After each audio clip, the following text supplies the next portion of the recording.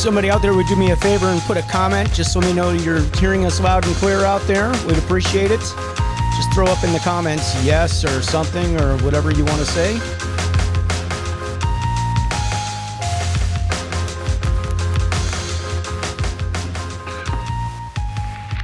It's live. Yeah, we're live.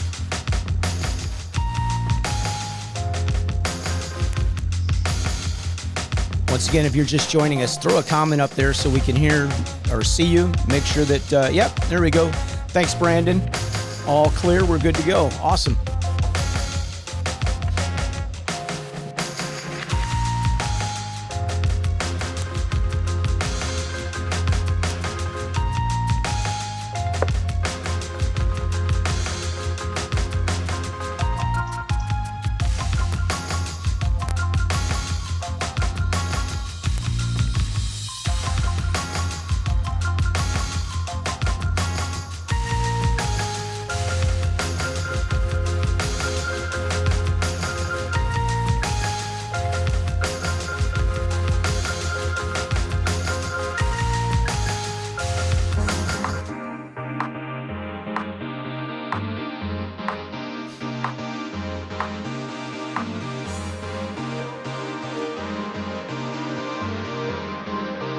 To those of you posting comments, thank you. Appreciate it. If you're just joining us, say hello. Tell us where you're from.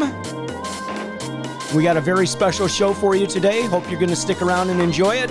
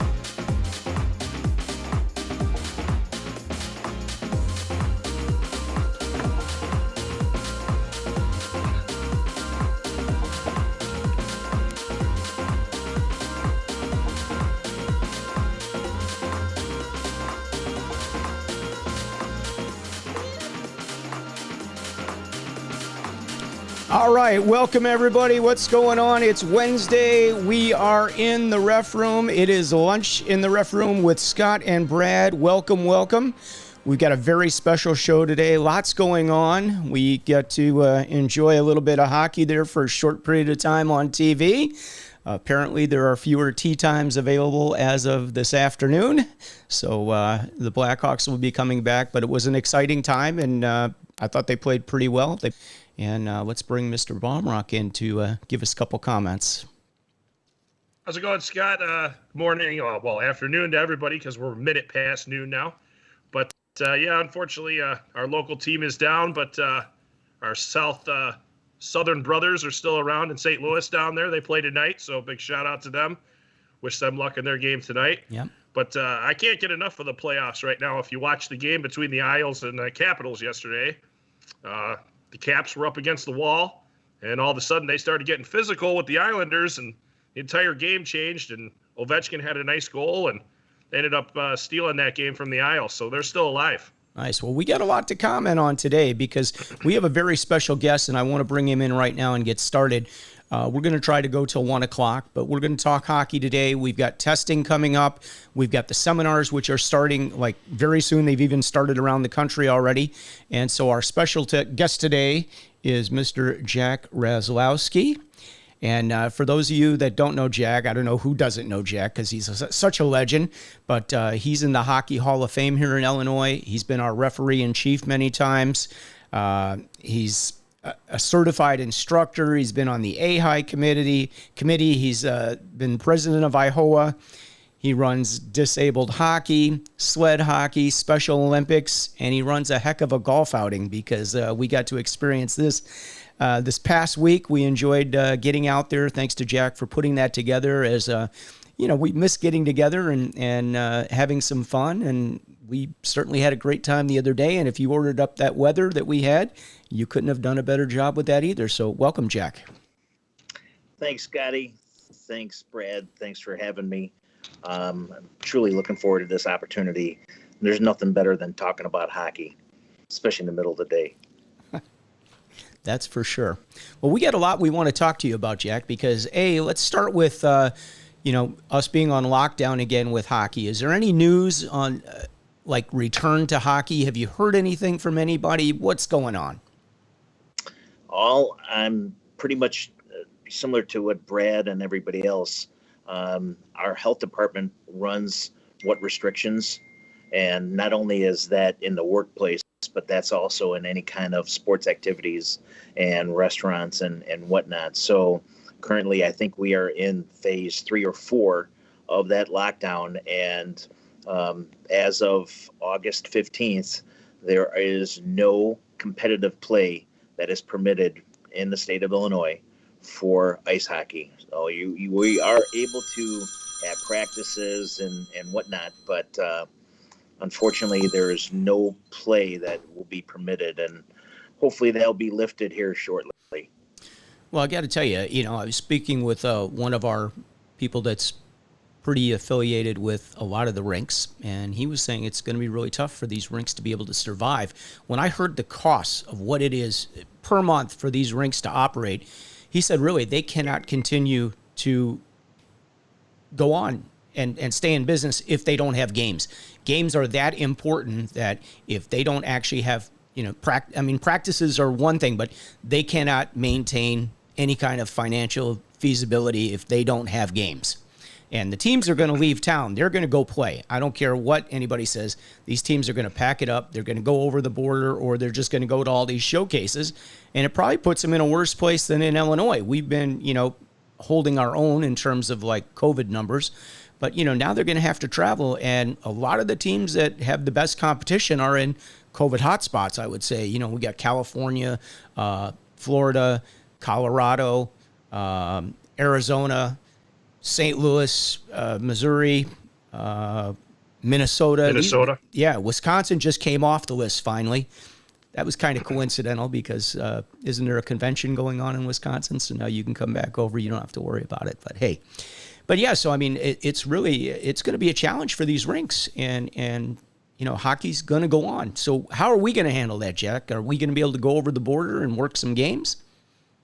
I'll tell you, Scotty, you hit the nail right on the head because these rinks, first of all, there weren't enough of them for the amount of hockey that Illinois had in previous years.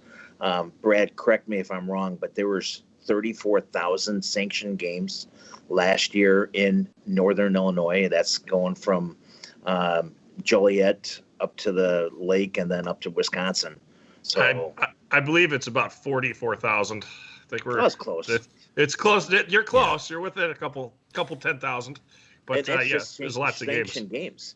We're not talking about unsanctioned games. Those are sanctioned games. So that's a huge number. And so, there's a lot of games, not a lot of officials.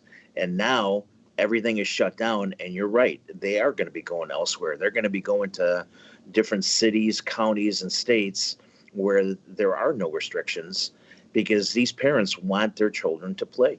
They want to, have our game and play our game. And unfortunately, we can't in Illinois. Well, there's a lot riding for a lot of the players. I mean, for the players that are playing Tier 1, these guys are it's an investment. Their families have invested a lot into their success in the game, whether it be getting a college scholarship or continuing on to play professional. And for these guys to be sitting, it's not going to happen. I mean, these rinks, not the rinks, but the teams, they have the means, and the families have the means to do what it takes to make sure that these players are playing. And they're going to do what they need to do. So I'm guessing they are just going to start running showcases, and they'll just travel every weekend. Am I right? Well, Scott, you know what? Let me back it up for a second there because I've worked at rinks quite a few times, many years, pointing out the emphasis of practices. Practices do fill Monday through Thursday. Those are prime time hours for the rinks. Everybody wants to practice at those times, and that's good. That's great. It's gonna kind of help the rinks along. But going back to games, if they don't have games on the weekends, that ice sits there, and that's a cost for them. And let's say there's a 7 a.m. game, and then they don't have another game till 11. They still have to keep the staff there. They still have to heat and cool the rink. Yep. They still have to maintain the ice, which actually, after it sits for quite a few hours, you may have to remake the ice depending on your building. So it's an extra added cost. So if these rinks aren't making the non-primetime hours that they normally would, which is on the weekends, they're struggling. And then another thing is lots of rinks are able to supplement their income with adult men's league. Right. And men's league is a great time for everybody involved. Maybe not so much from the official side every once in a while when we get yelled at, but we still that's love a different story. But these people that love the game, that are playing at a non-competitive level, they keep these rinks alive as well. And if they're not able to play, there's a big issue right now. Yeah. And these rinks, it costs thousands of dollars a day just in electric costs in order to keep the rinks, and then water costs. And I mean, you're talking a big number. So it's difficult. Yeah. Do you know the numbers, Jack? What it costs? No, I don't, but I truly recommend anybody that's listening, please reach out to your local congressperson and reach out to the governor and fill out those change forms and whatnot to have them relook at the situation and allow us to play our game. Well, I want to throw some numbers out there because, and I'm just going to say who it is. Well, I won't say who it is, but he's going to come on the show at some point. As soon as we get back to hockey, he will make an appearance on our show. I've spoke to him at the golf outing, and I'm looking forward to that because he knows a lot of the numbers for hockey. And I was blown away. These rinks during the shutdown, not the one that we have right now, but probably on average for any of those rinks that kept their ice up, it probably cost them in excess of $100,000 to be able to, while we were locked down with no business, nobody going out, just to be able to stay there and keep their ice up. It runs like $30,000 to $40,000 a month just to keep the ice up. That doesn't count Zamboni. That doesn't count water. That's basically your electricity bill. I was just absolutely floored when he told me some of the numbers. It's $70,000 to $120,000 for a Zamboni, if you need to buy a Zamboni for your rink. So you wonder why some of these Zambonis are old and once in a while, we're running late because they break down. But I mean, the numbers are outrageous. The taxes that they're paying, the water bill. He said it's $1,000 a month just for propane for one of those Zambonis. I mean, when you start adding these numbers up, so if the rinks don't open, well, they're open, but if they don't get back to some kind of competitive play, it's going to be tough. I don't think they'll all make it. You're right. It's an energy-dependent sport. Yeah. We can't be out on a ball field that it just takes grass to grow and whatnot. So right. You got to have the refrigeration. You got to have the lights. You got to have the equipment and whatnot. And, people wonder why ice time is $400 an hour. Right. $500 an hour. And there's some rinks that are even more than that. So, that is the reason why we pay so much. But our game's still awesome. And it's worth every cent of it. Best game in the world. Come on. We all know that. And I think everybody out there knows it too. People bankrupt themselves in order to keep watching their kids play hockey. That's a proven fact. And, I'm not going to stop my boys from playing right now. So I might be one of those people going down that line. I'm not exactly sure, but I'm working, thank God. Brad, one of the things that they said, was one of the issues of taking hockey to the level was that the locker rooms are small so that the people tight up on one another while they're getting dressed and on the benches. But, men's league, what do you have? Most of the time you have two lines at a men's league game, which means you got 5 guys sitting on the bench spread out. You got 10 guys in the locker room, 11 guys with a goalie. I mean, if the worst case scenario, why can't they put a few drapes out in the in the main area, somewhere in the rink in a corner, and guys guys would dress there or come partially dressed and then, finish dressing, put their skates on, whatever they need to do. There's plenty of room out there. I mean, there's a way to social distance and make this work. I got to think, at least for a men's league game, it might be a little tougher for the youth hockey because they're going to have a full bench. They're going to have 18 to 20 guys there. But 6 of them are on the ice. So, we're talking 12, 13 guys sitting around, probably 14 guys at the most, if my math is correct. I think as we keep going, I think lots of players, they'll be willing to get dressed in the parking lot if you offer it to them, as long as they can get on the ice. They did. I mean, literally, when the tournament was here and we had like 500 games in a weekend for the shuffle, teams were dressing out in the parking lot at Bensonville. They were not allowed in. They came in with their skates on and skate guards. And the minute the game was over, they were ushered back out, and nobody complained. And the crew came in there. They did a great job in Bensonville. They sprayed the board area behind where the fans are. They cleaned, they wiped the glass, all the high-touch surfaces. I thought they did a wonderful job. Now, I haven't seen that in every single rink, but that crew did a wonderful job. And, we didn't... Did you guys hear anything about any issues from the tournaments that have been in town and the men's leagues? We ran for like 6 weeks. Scotty, I just played in a charity benefit, Pucks for Autism, and they had us dress on the outer areas of the ice rink. They put chairs out there. We got dressed out there.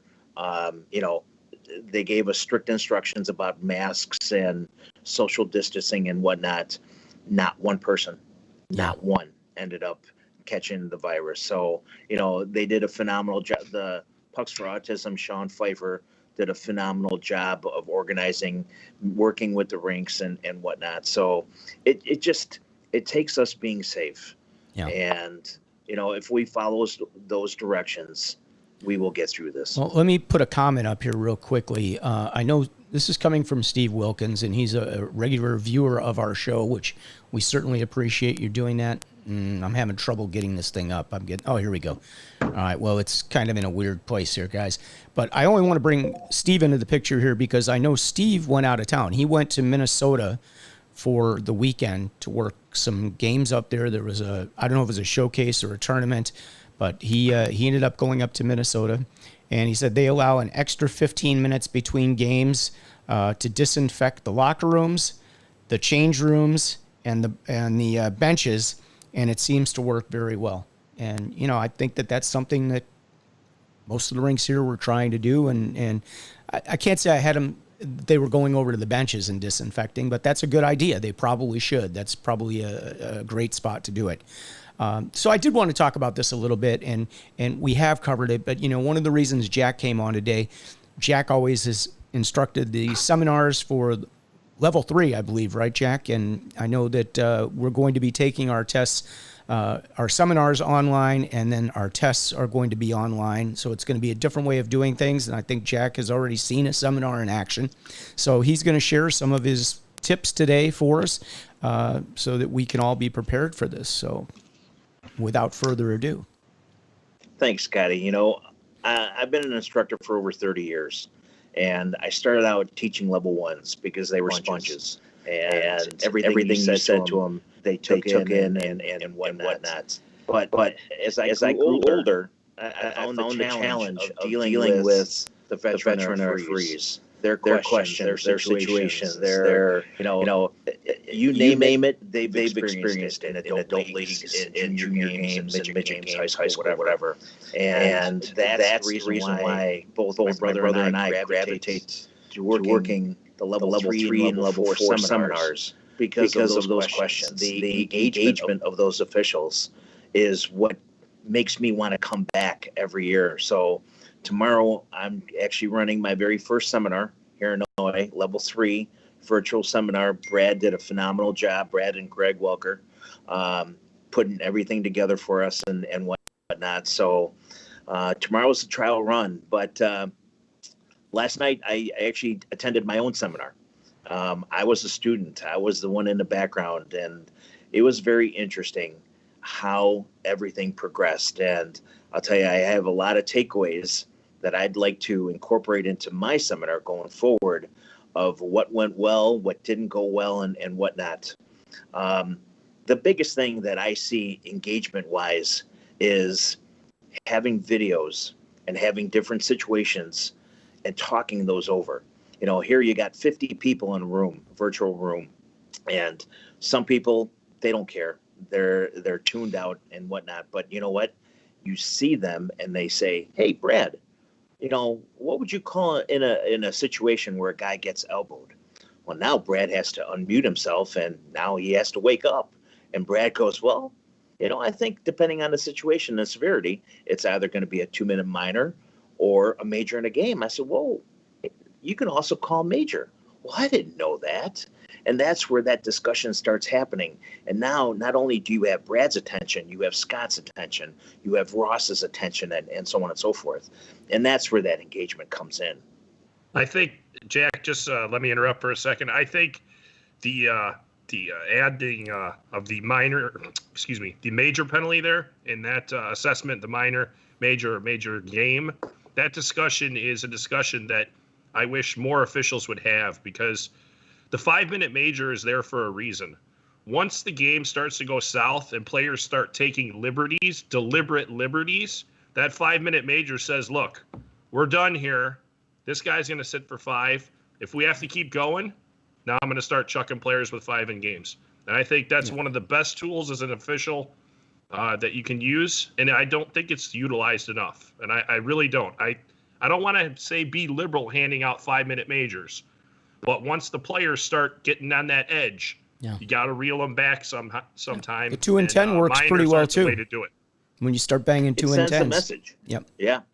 I think the 2 and 10, the only issue I have with the 2 and 10 is that player, he sits there for 12 minutes, but it doesn't hurt his team for 5 minutes. Remember with the 5-minute major, they can score as many times as they want on it. That penalty is served indefinitely.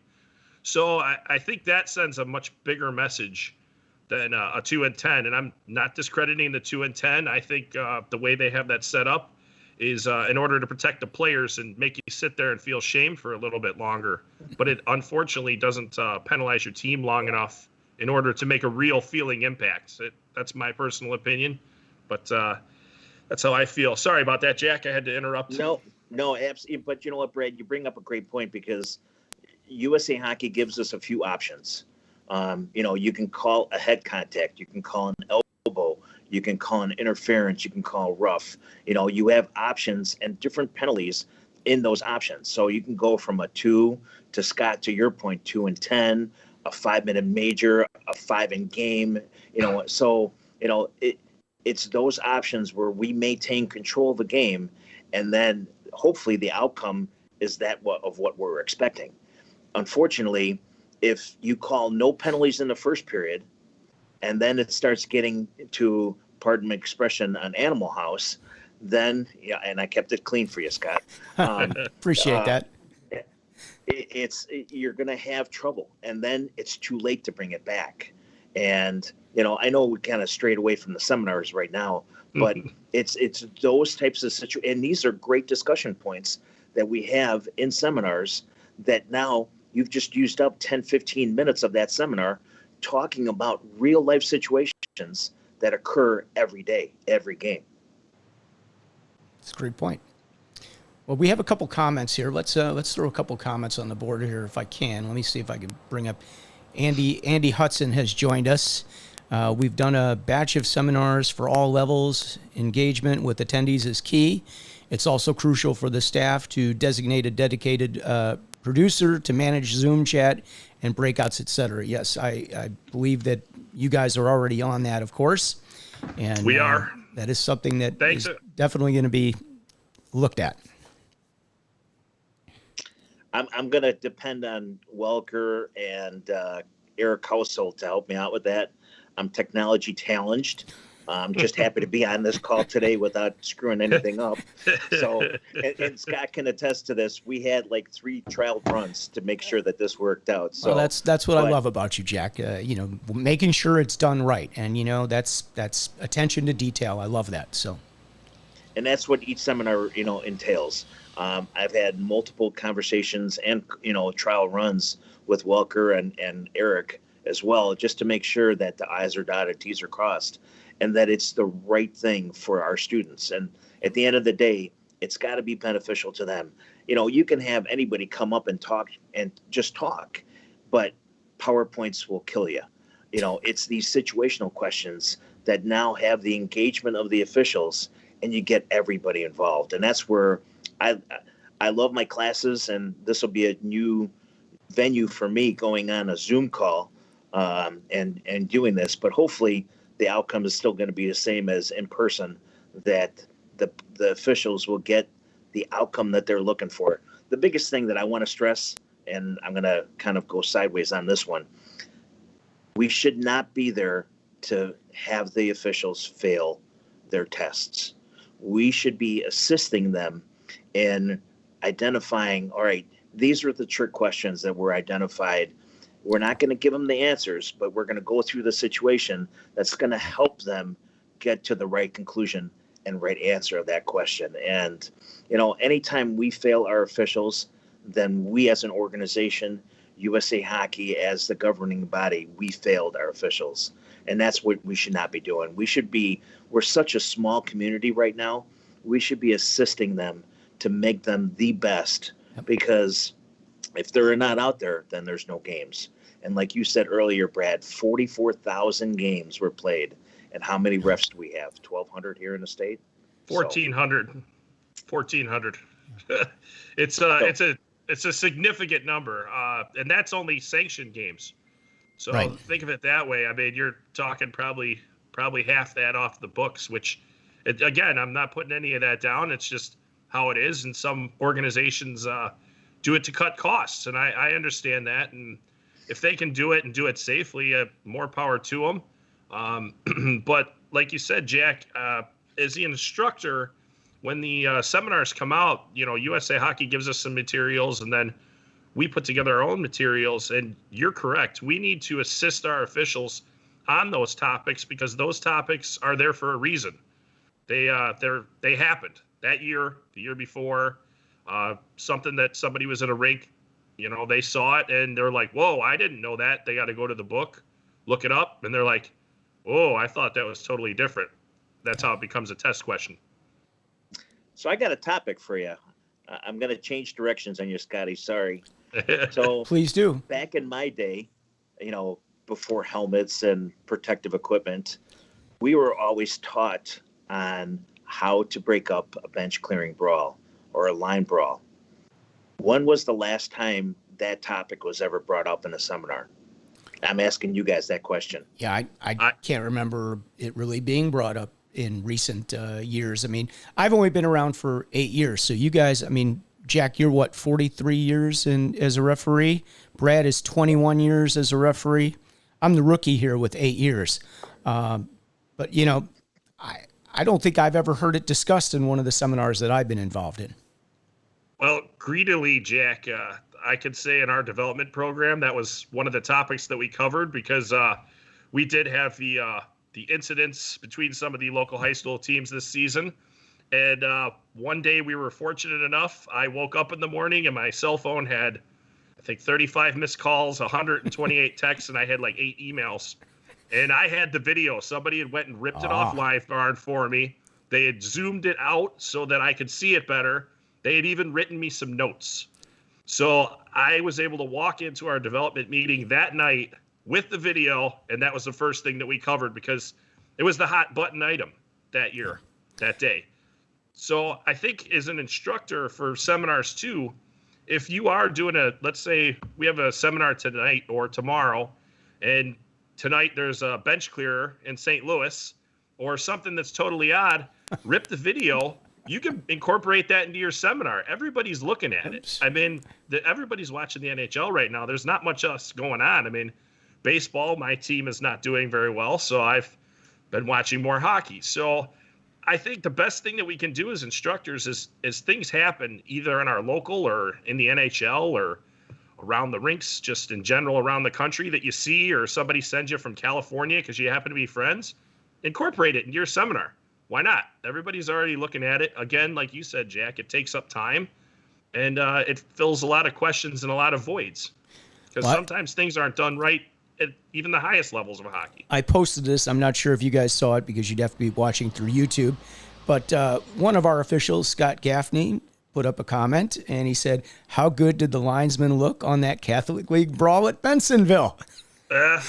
Well, he's a good-looking guy anyway, so apparently he looked real good in that one. Okay. But, hey, Scott, just to let you know, as if the goalie wouldn't have come out there, and he probably wouldn't have gotten that bad. So, but I did watch the video, and everybody did their part in order to try and calm that situation down. Unfortunately, for any linesman that's ever been involved in either a bench clear or a line brawl, you're kind of just trying to sort it out as you go with your partner, and try not to lose sight of your partner. That's the biggest thing, because once you lose sight of them, it's over. And the big part of separating anything in a multi-altercational situation is once you pull a player out, put them somewhere. And I don't mean let them go back out on the ice. Put them behind a door. I don't care if it's back in their bench. I don't care if it's in the penalty box. I don't care if it's off the ice. Put them somewhere, and make sure you put the same players with the same teams. I've seen that before in videos where the linesmen are running around and they start shoving guys off the ice. Well, you shove the wrong guy off the ice. Now it's a 2-on-1, and they're fighting off the ice now too. Yeah. So just keep an eye out and be diligent in those situations, and don't lose your partner. Second you lose them, you guys are in a lot of trouble. Yeah. Jack, you've got some tips, right? So this can be no shock for you, everybody, but this will be a topic of a conversation in my seminar tomorrow. This will definitely be at least a 15, 20-minute discussion, because last year the state of Illinois had 5 either bench clearing or line brawls, 5 in 1 year. And in talking with all those referees, because I was the lucky one to investigate them from the AI suspension committee, and in talking with the referees, they're like, we didn't know what to do. Yeah. And, the aha moment came on, the little light bulb above my head. We need to be teaching our guys what to do. So unfortunately, a lot of those guys did have those aha moments after the fact. But how many guys are out there, and girls are out there, that don't know? So to your point, Scott, I learned the tough way. My first bench clearing brawl happened in a high school game. And luckily, I was working with a veteran official. He grabbed me by the collar and said, "You're staying here." But what do you mean? We got fights to break up. Nope. We first have to identify who are the combatants. You write down the numbers. That's why we carry a brawl book. Yep. And that's what it's used for. It's not just keeping track of the penalty shots of, at the end of the game. It's used to write down numbers and make sure that you have paper and the pen works and whatnot. But once you're done identifying who are the combatants, then you go to the most serious fight and you separate those. And Brad, to your point, you take them to opposite sides. You put one on the bench, you put one off the into the locker room and whatnot. And then you go on to another one. Majority of these situations happened in the 2-official system. The one in Bensonville, they did have a 4-official system, and that was very fortunate. But the thing is, a majority of these games are in adult league games, are in high school games and midget games and whatnot. And a lot of these systems, because of lack of resources, officials, you're working a 2-official system. So here you got to work together. Like Brad, you had mentioned, know where your partner is. You work as a team, breaking them up and separating them and so on and so forth. At this point, you know that every mom, coach is going to be coming on the ice because they think that you're not doing your job. You need to get them off the ice, because if they fall and bust their head, so now there's going to be a lawsuit on your hands as well. Luckily, there's cameras. So we were able to go through multiple camera angles, with people's cell phones and the Ring cameras and whatnot. And they were great learning opportunities, not only for those officials, but future officials, of seeing, okay, what worked, what didn't work. And the last point that I want to make is what you didn't do that started this is going to be in the back of your mind. So going forward, it's going to say, hey, this happened, this brawl happened because I didn't do this. You'll never do that same mistake again. So Could I throw Jack. one tip in there? Sorry, go ahead, Scott. Yeah. No, go ahead, Scott. So actually, this was a tip that was given to me by Steve Pataffy, who worked some pretty high-level games. He didn't make it to the big show, but came pretty close. Because we live in a YouTube environment now and Live Barn, one of the tips that he told me, you could be sitting there, you can be blowing your whistle all you want, you can be yelling at those players all you want, but if they watch a video of this later for the suspensions and everything else, it will look like you did nothing, because I could be sitting there going, sit down, go away, go away. But if you start motioning, go back to your bench, go back where people can visibly see that you're actually trying to do something on YouTube, it's a better way of doing it. At least they're like, no, that referee is making an effort. He is trying to get them to listen and pay attention. But, they can turn the audio off when they send the video in, which we know that. Parents do that. I've seen it. I've had it happen to me before. True story. I'll tell that story someday. My first year refereeing at a playoff game. I think it was a miter or squirt game, house league. And yeah, parents turned the video in, but they took the audio off. And actually what had happened was I was working with a lady that's been around a long time. She lost sight of the puck. She blew the whistle. Play should have stopped. Player continued, shot the puck into the net, overtime. Why didn't we win the game? Well, because the whistle had blown and the referee had lost sight of the puck, so she shut it down. But when the video was sent to the scheduler, they had taken all the audio off of it, so now you couldn't hear the whistle. So, they work it from whatever angle they choose to work it from. But one of the tips was just to, make sure you're visually, people know that you're trying to shut people down or whatever the case may be. So that's my little tip. Scott, you and me had the same idea there. The one thing I'll comment on, Jack, is on quite a few of the altercation videos that I saw, like you said, were the two official system. But my tip is, if you're the top official, when a major altercation starts, which is multiple players fighting at once, your first thing you have to do is turn around and try to get the benches to stop. Yep. That's the number one thing. You have to turn around and look at them, because remember, if they jump that bench, the penalty's 5 in a game to come out for an altercation. So you have to get those players, and somebody's got to be watching. And an excellent point is identify the combatants, Jack. But then you made a comment of go to the most serious altercations, and I just want to elaborate on that a little bit. What I would define as a serious altercation is a guy that's 6'5" fighting a guy that's 5'4". That's one you go to, or a player that's down, that's defenseless, and a player standing over them, still feeding them.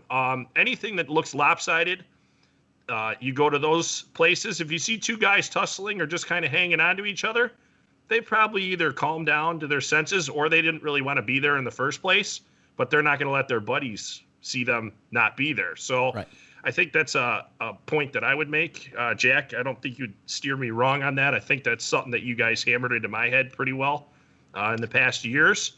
So I just wanted to point that out as well. Well, what are the three worst? Oh, I'm sorry.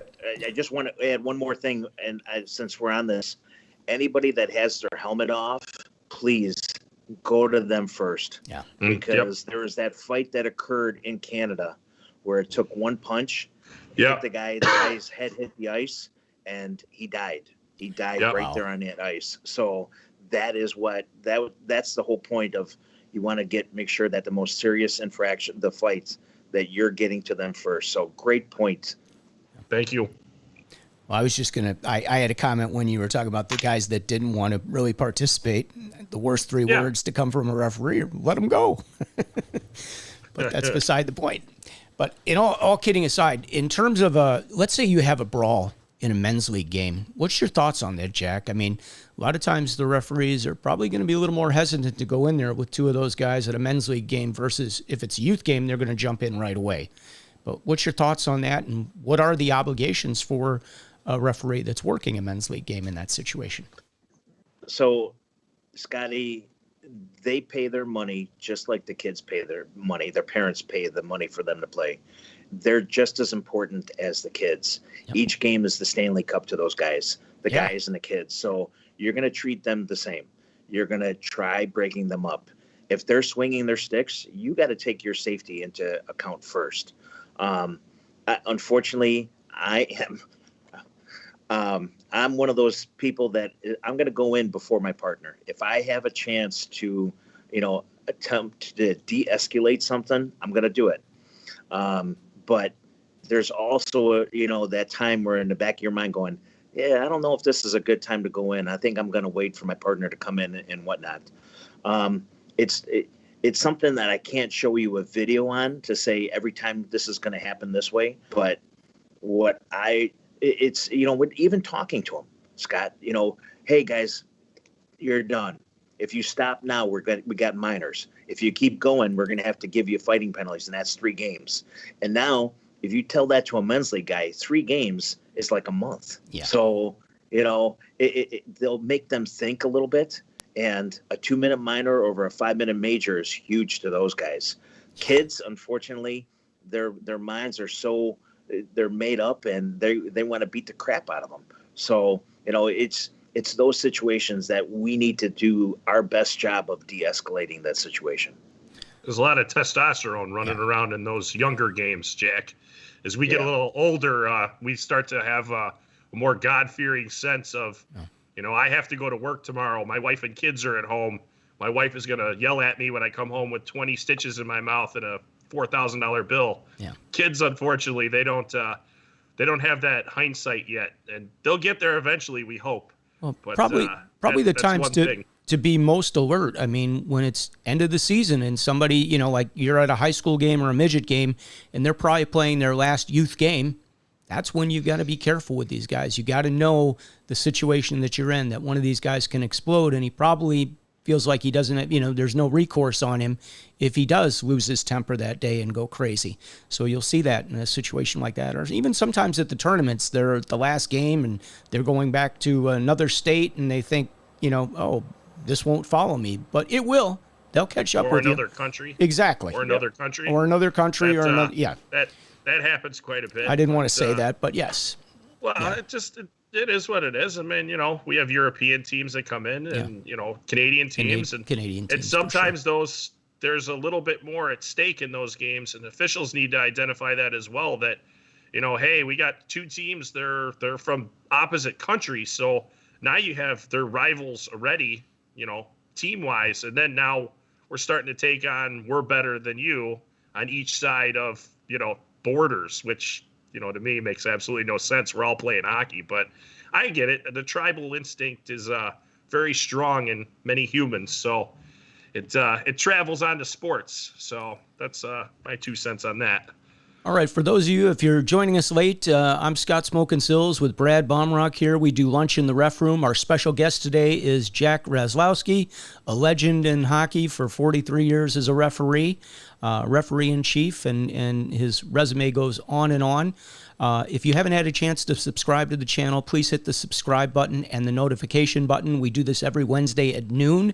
We're coming to you on YouTube, which is probably the best place to watch this, as well as Facebook. You can watch it from within the ref room or whatever the case may be.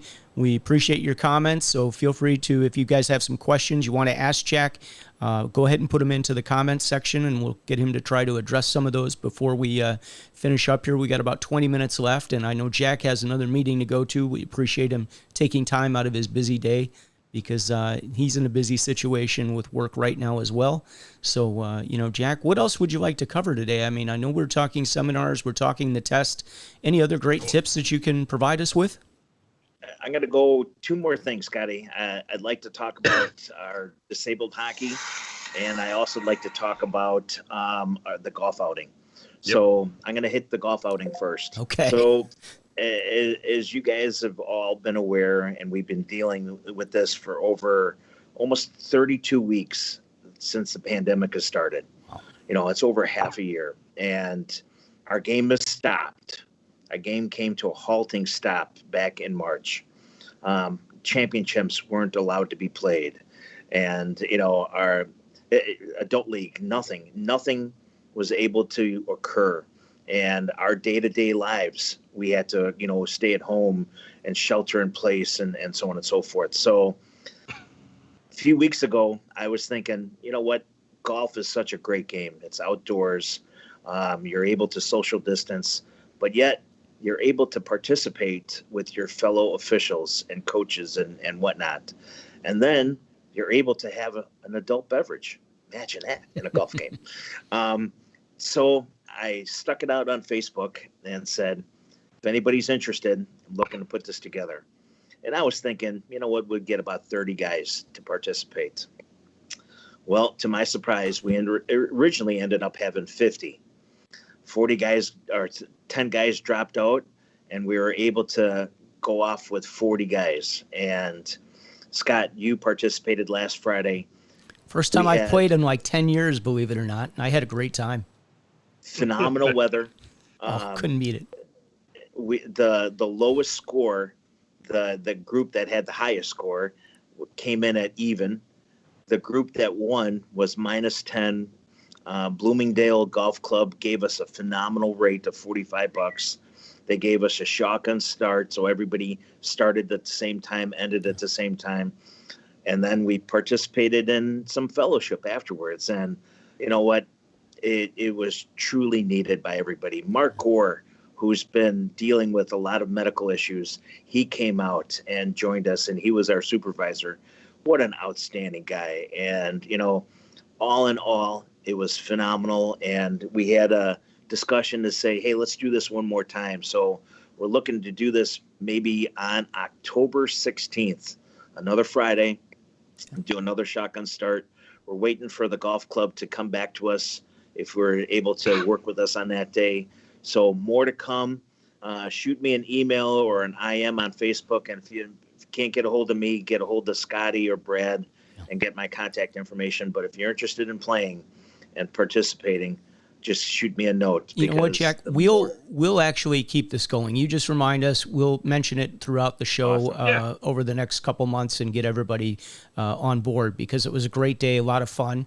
And, you know, as much as like our hockey has been shut down, I was really it was hard to hear the golf club turn around and say we were only the second outing they had all season. That's pretty incredible. We've had a great summer here in Chicago, and this was only their second outing. I mean, everybody's business is hurting. Yeah, it's hard. I just want to point out, Jack, with I think that golf outing, even though it was put together kind of, you know, it was organized, but, you know, without a big master plan. It was an idea of, hey, we'll get a couple guys together. You're going to have a couple, and it turned out way better.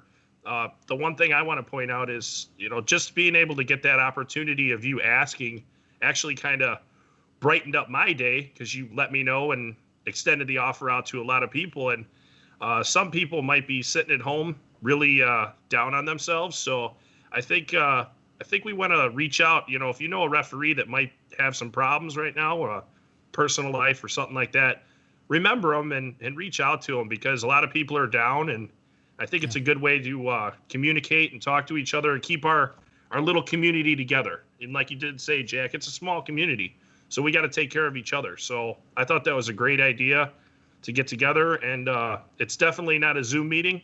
And I think everybody's getting a little tired of those anyways. So I think that was an excellent idea to promote our officiating community. And I would like to see if we could get some coaches out there and intermix them with maybe some groups of referees that they don't know. That would be an awesome idea, which is what we've been trying to do on this show, is get coaches, players, parents, everybody. You know, that's the goal here.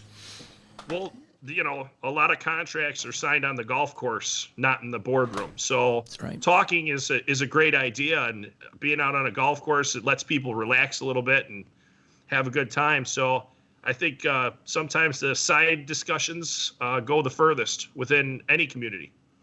So, and Brad, let me add one more thing. If I know we're in a recession right now, and a lot of people can't afford it.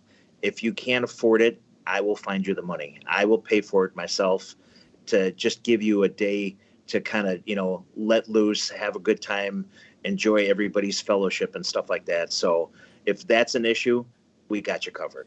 And you know what? Let me throw out thanks to Reek, the hockey pants company, because they sponsored the adult beverages afterwards. So thank you to them. It was really great, and we had a great time. So thank you for putting that together. It was a wonderful day. I'm looking forward to another one. And I know my team that I had, we finished 7 under. We had 5 birdies and 1 eagle. Didn't give anything back during the course of the day, and we are already prepared to come back and try to win that title this time. Cool. Last thing I want to talk about is special hockey. Something that's near and dear to my heart. Back, I think 15 years ago, Chicago hosted the very first festival, Disabled Festival, at Naperville. Mike Wilt was the assigner for the officials. He got everybody to volunteer their time. And, he goes, hey, can you work this game? Sure, no problem. Go out there, kid scores a goal, and all of a sudden the goaltender charges at the kid that scored the goal. And I'm like, what did I get myself into? And all he did was give him a high five and said, great goal. Absolutely, that was the moment that truly inspired me that wants to do this more. And I got involved in special hockey, refereed sled hockey, refereed blind hockey, deaf hockey. I became a coach. Melanie Freeman and Amy Lepeau got me involved, and Steve Drews got me involved to be a coach for the special hockey program here in Chicago Blackhawks. And I'll tell you, it's like going to church twice on Sunday. These kids, the smiles on their faces of, hey, they're not disabled. They're athletes. They're playing our great game. And that's what it's about. So if you guys have an opportunity to give back to our game and work a sled game, work a special hockey game, I always put those on the web. If you see them, please request them. And the players love to have you. Even the Warrior players, the adults, the veterans that are out there, they appreciate everything you do.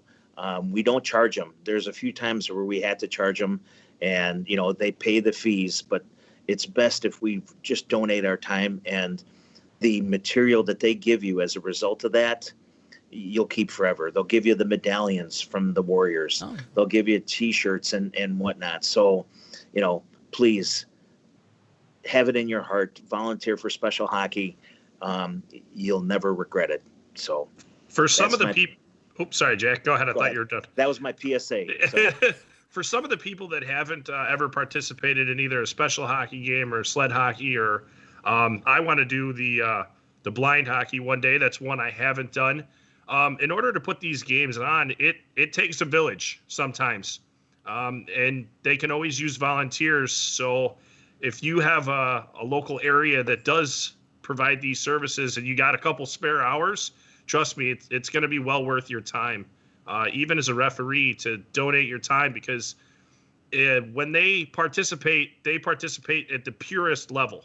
They're out there to be an athlete, have fun, and enjoy the game that we enjoy.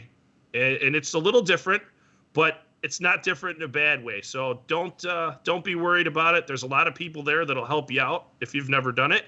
So don't feel intimidated in order to go work these games, because it's a great cause, and there's a lot of great families involved too.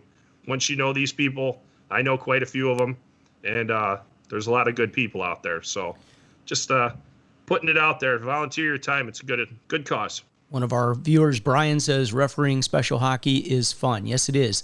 For me, I think we do a great job as a hockey community getting involved with a lot of the charities. I know I've worked some of the cancer games. We've had a lot of fun with that. I've worked the hearing impaired. Let me tell you something. Some of those guys, they played like really high-level hockey. You go out there and think, oh, this is going to be, easy hockey. No, these guys played like at an Olympic level. I mean, they're really that good. I just worked the autism. Jack asked me to work a game for the autism, and I got to do the A-League finals. I think they had 8 players with two-way NHL contracts, guys that played D1, guys playing the OHL or whatever the case may be. I think Nardella was out there, a bunch of the others. Unbelievable hockey. And you know what? I actually felt really comfortable out there from a standpoint. Nobody was trying to pull my feet out from underneath me on every face-off, and they know where you are the whole time. You can actually focus on your game. You're not trying to get out of the way and thinking you're going to die out there with those players, because they're so talented. So a lot of fun. Kevin says he agrees 100%. Just putting a few comments up here as you guys can see. Hopefully you guys can see them. I'll have to work on a better way to do this for us. But for all the people that are out there watching, we appreciate your comments and checking out the show. Jack, anything else? If you want to test your abilities as an official, work a select game. You have to have your head on a swivel, and because they're not stopping on a dime like a hockey player, and your lanes of traffic where we are supposed to skate are their lanes of traffic. So you can be watching a puck, but you better have that third eye looking, where's that player going to be coming through, because he's going to take you out unintentionally. Yeah. But let me tell you, when you land after having your feet taken out by a sled player, all it takes is one big hit, and you'll learn, you know what? I don't want to keep these guys behind me. I want to have everybody in front of me at all times. So great learning opportunity. You guys will absolutely have a blast doing it. I always try sending out a quick PowerPoint on where to stand, what to call, and so on and so forth. I actually ran a short little seminar for Brad's group, development group. Came out, they invited me to come out, and it was great. And if more people want to do it, I'll be more than happy to host something again in the future. Great. The one tip I want to give for sled hockey is if you're an official that's new to it and never done it, when the handshake line is happening, please kneel. Okay, I know it sounds it doesn't sound insane, but it's a respect value. Please kneel at that point and show those players that you were on the ice with them, and make sure that you're at their level. Don't be standing over them at that point. Everybody was a participant. You make sure and you show them that respect. That's just a respect thing for me that I learned the first time that I did it. So that's one thing that I want to see happening for any of those games in the future. Our president says, Steve Rickard, thanks, Jack Raz. Well said. Very good. Steve's back. Obviously, he's not on the lake now. Or did they have internet up there? He's probably on the lake right now with his probably cell is, phone. yeah. He's got a hot spot up there checking us out. All right. Last thing, I guess, let's cover this real quickly before we let Jack go here. He's got a few more minutes, hopefully, to wrap things up. But if we have any level ones out there, and this is your first time that you're being exposed to all the tests and modules and all this other stuff, one of the things that I had mentioned before, a great way of doing this is to team up with somebody. It may be very overwhelming when you open up your test and you see all those questions coming at you, and the book is about that thick, and all the other things that are associated with being a referee and starting to referee. But, I highly recommend, that you partner up with a couple people or whatever and, take the test on your own. It's a great way to learn the book and get you through the book.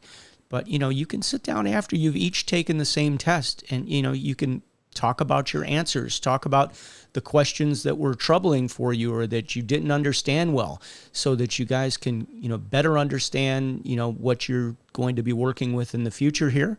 And any other tips that you might want to share, Jack? Great point, Scotty. You're not on an island. There's a lot of resources, and you actually touched upon it, Scott. Print the test out, do it on paper, and then before you submit it, reach out to the instructor, reach out to a fellow referee.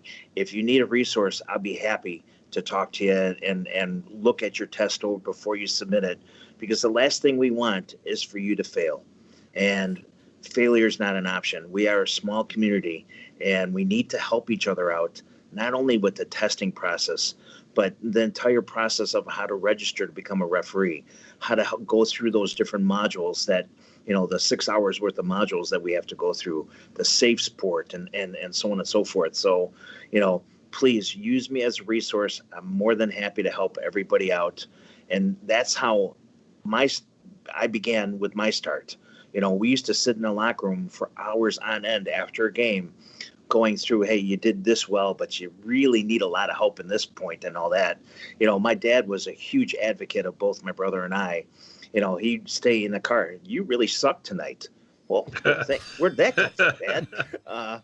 But that was him. There was no filters or anything like that. It was him being honest with us, and it made us better referees to move forward with our game and make our game better. So long answer to a short question. Short question. Right. For level ones, my biggest suggestion, I didn't figure this out till I was about second year level 3, but my tip this week would be go back to the glossary in the rule book first. Start there. Read the glossary in the rule book, because there are words in there that you may not know the full understanding that are going to be in the rule book. Go to the glossary first, read that first, and then continue on. That's my tip, because I never thought of doing it. And then a veteran referee's like, well, you do know that this means that. And I'm like, what? And then I went to the glossary. He's like, it's in the glossary. And I read the whole glossary, and the rule book became a little bit easier to manage. Good tip. And for you, if you're a level ones we've discussed, but let's say you're going to become a level 2, you need to know the red manual. The red basic manual is where a lot of those questions are going to come from. It's more of an operational type manual as opposed to as strict on the rules, I guess. They're looking for the positioning. They're looking for how you do things, how we do things. The red manual starts to, is it the red or the white? The red is manual. the basic. Yep.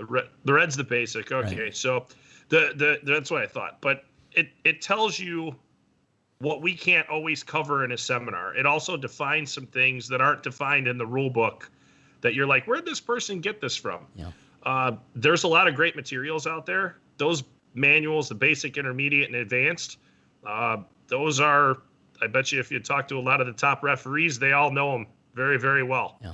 And there's a lot of good information in there. So, And I would remember, suggest reading when you those. do take the test, it's the USA Hockey test. You have to do it the USA Hockey way. Sometimes there are things that we do a little differently. For example, like going to get a puck. Let's say a goalie freezes a puck. In the USA Hockey referee book, the guy at the blue line comes in and gets the puck and delivers it over to his partner. That's not how it works in the real world. You go get the puck yourself, you go over and you drop the puck, okay? But you have to know the right way to do it according to USA Hockey. So keep that in mind, everybody. That's just another situation for you to know about. And we have our referee-in-chief chiming in here. Read the situations and the beginner, intermediate, and advanced manuals, and download the mobile rule book. Yes, for those of you, if you don't know about the mobile rule book, very important to know about. And, you know, it's something that you can keep with you in the locker room at all times on your cell phone. It makes life much easier, especially if you have a situation and you need to deal with something. And sorry about that, guys. That's coming right through my computer. I can't stop. There we go. Okay. Scotty, I got to go. Okay, buddy. Thanks for having me. Our This was pleasure. Awesome. Thank you for Yeah, being a thanks, part of Jack. it. Yeah, we appreciate it, taking time out of your busy day. So we will let Mr. Jack go. So you can just disconnect if you want. We'll stay on here for another couple minutes, finish out. But thank you. Appreciate it. And Thanks, I think Jack. we are now down to the two of us. So let me change this here a little bit. Let's go. There we go. Not that one. Leave it as the ghost figure. Where's my one for Brad and I? I have one in here. I'll have to figure. Well, I'll leave you up there. I'll talk and leave you up there. We'll give you your 15 minutes of fame right here. All right. Brian says, thanks, Brad, Steve, and Jack. Okay. Well, it's Scott, but that's all right. No problem. All right. We were going to do a new feature today, and it's called Brad's Breakaway. I wasted my glossary comment on it. So. Oh, so that was your Brad's Breakaway. I didn't think we were going to get to it today, so we were running short on time. So. Okay. Well, there we go. Next week. All right, sounds good. If any of you guys have any questions before we go ahead and type them in the comments section. We'll take a look at them. Again, everybody, we do this every week at noon, so thanks for checking us out. Please hit the subscribe button. It's really important for us. We need the subscribe button. We need the notifications button hit. That really helps. We want that custom URL, and we're only about 30 members away from having the custom URL. So the sooner we can get to 100, it would be much appreciated. With that being said, what else you want to talk about today, Brad? I mean, NHL, we covered that. I mean, Hawks, they played a tough team. That's all I could say. I mean, it was exciting to watch them. Just didn't think they had as much puck control in the opposing team's zone as they need to win those types of games. but I thought Crawford played a couple really nice games, made some great stops, kept them in there. I mean, they definitely have some hope for the future here. I think some of these young players really look good out there, and this was a great experience for them. Yeah, I think to cover the entire NHL right now, if you look at the West, there's a couple really good teams in the West, but there's a couple great teams in the East too. So as long as those good teams make it out, I think you got a good couple rounds coming up here after this. So it should be some interesting hockey. And I think a couple of the teams, if they end up matched up to each other, I think you're going to see the gloves drop a little bit more than in the past couple seasons in the further rounds. It just it looked that way when they had some of those seeding round robins for the top fours. I mean, Boston and Tampa, kind of went out there and beat the crud out of each other all game, and it was, kind of almost a meaningless game. So I think if you get some teams maybe matched up here further down the line, it's going to be interesting. So I agree. You got a lot of good players. Plus, having them in the bubble like that, they've got nothing else to do. They are focused 100% on hockey. The NHL's done a great job. I mean, they've got no positive tests, obviously. So baseball last night, they were talking about baseball, looking at the way the NHL has done things, and they may go to a bubble situation as we get further into the season so that they can complete their season. I don't know, when flu season comes, they might even want to think about moving into that phase even sooner than just down to the playoffs. But, NHL, hats off to them. It's been a lot of fun to watch on TV. And who do you like? Who do you think's going to win it all? I'm impartial right now, so I can't say anybody. I'm guessing St. Louis would be your wish. Hey. I'm not saying anybody here. All right. No, Colorado looks good, and Vegas looks good. And Vegas looks good. St. Louis looks good the past couple games, so it's going to be. I think it's going to be a tight one, no matter what. I mean, it always is, but I think it's a little different this year. The NHL. One thing I want to point out, they've done an excellent job with trying to make it like the home team's rinks. Yeah. Even with the weird, situation that we got going on, they came up with an idea and covered the seats. I like that. I thought that was brilliant. Baseball should pay attention to that, okay? Right, because in a baseball game, I'm like, wow, this is crazy. They're playing in a big empty building, but the NHL tried to make it smaller and more compact, and then they put up the LED screens, and they're bringing in some of the home flair, and if you watch the Philly game, Gritty was on there, and he's dancing around, but he's on his couch. Yeah. I mean, I think all the teams work together with their public relations and put some of this stuff together, of course. And I just think that, it's fun to watch. It's a different environment. And I think we're all missing it. And I think, this is the most hockey I've watched on TV at this time in a long time, because normally I'm, working games, getting ready for seminars. So it gets tough around that time of the year. Yeah. So it's tough. But I've been watching a lot, so I'm going to be watching here and very shortly, I can tell you that. Who do we have today, by the way? For the games? Yeah. I honestly don't know, and I really don't care. I'm going to put the TV on. As long as it's hockey, you just flip it on and go. Yep. Yeah, it's been exciting. So, I mean, NBA is back now. I think they've done a nice job, with getting back to play. They seem to be not having any issues whatsoever with their bubble. So, at least we're going to have sports to enjoy while we sit here and watch all of our teams leave the state and go somewhere else to play. So, with that being said, that's Frankie back there. For those of you who don't know, my girl Frankie, she jumps on usually for the last couple minutes here, and there she is right on time. She goes, yep, it's time for you guys to wrap this one up. All right. So, all right, you guys have a great week. Thanks for checking us out, everybody. Wednesday, we do this at noon. Hit the subscribe button. We don't know who our special guest is for next week yet. It's a surprise, but Brad will surprise me with a name shortly. I will also be calling in from a remote location. So that's right. That's right. Yeah, I forgot about that. You're going to be in a different bubble next week. So yes, we'll look forward to that, and we'll see how that works out. So we might want to have a couple people on that list, the short list for next week. So just in case that doesn't pan out. But again, everybody, thanks so much. Hope you guys are staying well, staying safe. Look forward to seeing you guys back on the ice soon, and we'll catch you next Wednesday right here on the Ref Room, okay? It's Lunch with Brad and Scott. Bring your lunch, brown bag it, whatever the case may be, but be here at noon. All right, guys, that's going to do it for us. We'll see you. I'm going to leave you with